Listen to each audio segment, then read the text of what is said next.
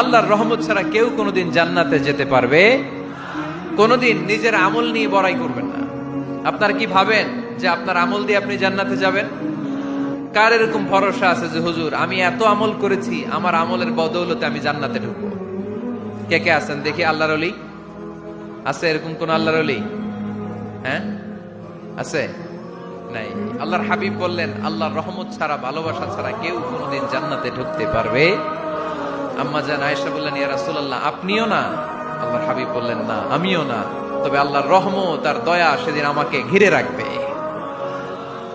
মান নুকিশা উযিবা, যার হিসাব আল্লাহ সেদিন চাইবেন সে ধরা খেয়ে যাবে। সব সময় আল্লাহর কাছে এই দোয়াটা যেন আমরা করি, আল্লাহ কিয়ামতের দিন তুমি আমার হিসাব নিও না, আল্লাহ তুমি আমার বিচার বসিও না, আল্লাহ তুমি দয়া করে আমারে মাফ করে দিও। আল্লাহ যার বিচার করবেন ও জাহান্নামে